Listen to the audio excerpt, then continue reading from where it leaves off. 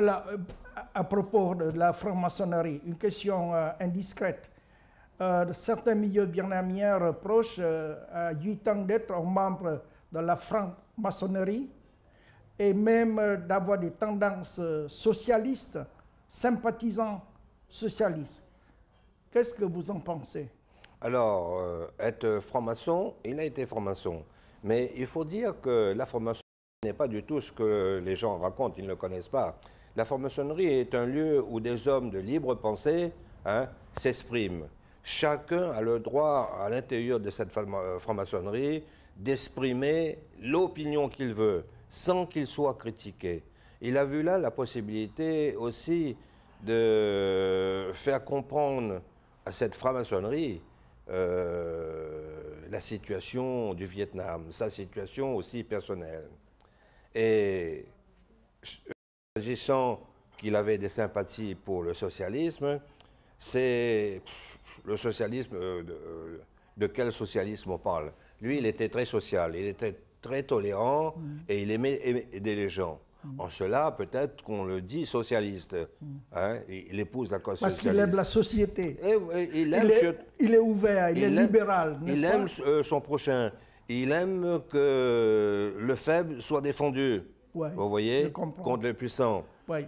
Ça le dépend de quelle façon on interprète oui, c'est ça. Et je crois que les gens, quand ils sont mal intentionnés, emploie le mot socialisme dans un sens vraiment péjoratif. Oui. Vous voyez, communiste aussi. Nous devons aller vite, Prince Vincent. Ma dernière question de caractère politique, n'est-ce pas? Et ceci entre vous et moi.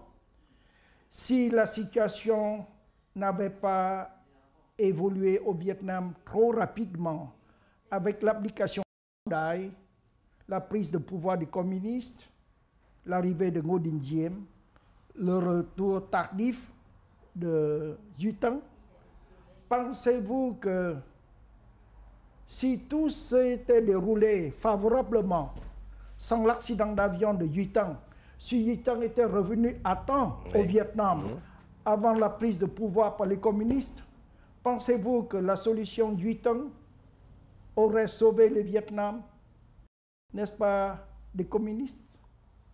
Je suis certain. Mon père n'avait pas à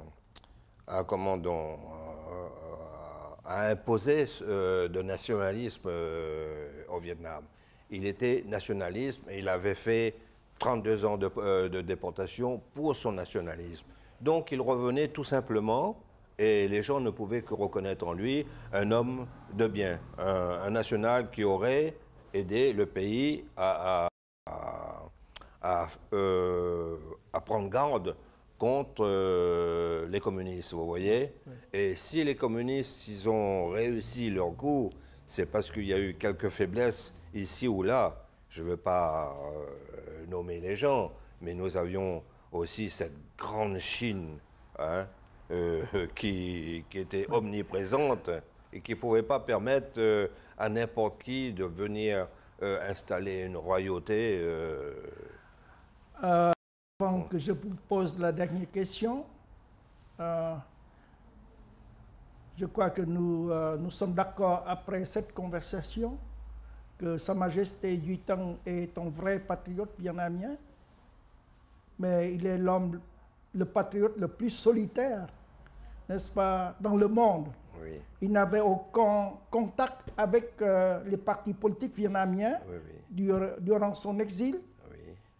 Il a une famille dont les enfants, par la circonstance des choses, ne parlent pas le vietnamien comme vous, bien que le cœur soit très vietnamien.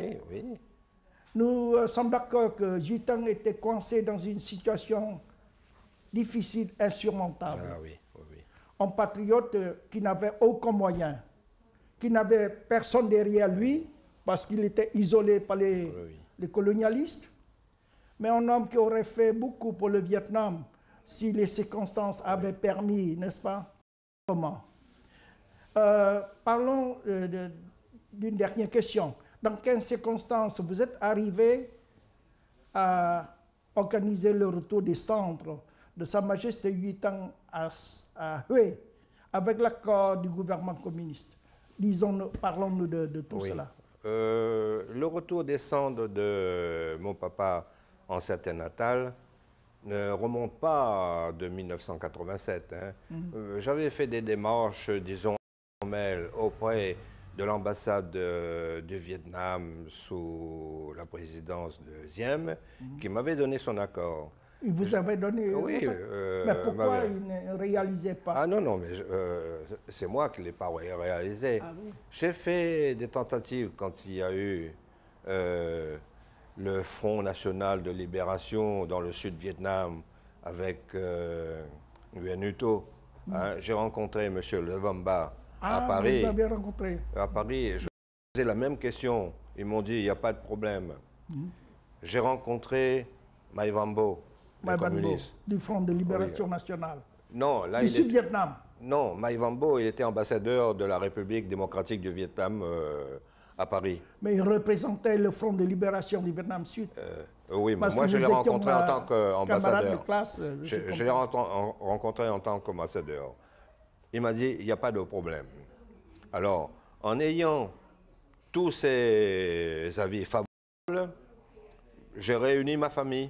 Je lui ai dit, voilà, tous les avis sont favorables au retour des cendres de mon père au Vietnam. Je sollicite le gouvernement français pour m'aider, parce qu'il faut quelques argents, hein, comme je ne suis pas fortuné. J'ai sollicité le gouvernement français par l'intermédiaire d'Alain de Boissieu, hein, pour m'aider. J'ai acquis leur aide. Ils vous ont payé les billets d'avion? Oui, oui, ils m'ont payé les billets d'avion. À toute la famille? Avec mes 4 sœurs. Ah oui.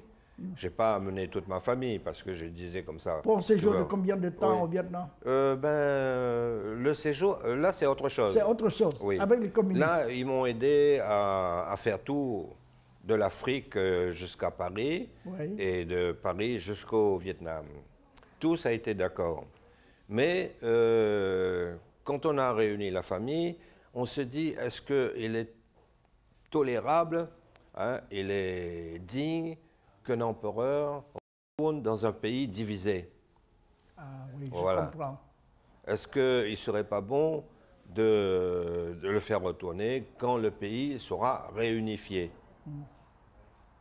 Et nous sommes tombés d'accord pour que le retour soit fait quand le pays aura été réunifié. Nous connaissions... Malheureusement, la réunification était réalisée par les communistes, là, pas par les nationalistes. Oui, mais là, nous ne pouvions absolument rien. Je comprends, hein? Vous n'avez rien à voir. L'événement a eu lieu, c'est les forces communistes qui ont gagné. En fin de compte, allons directement. Les communistes ont facilité votre séjour à Hue? Absolument. Ah oui? Là, je vous réponds affirmativement.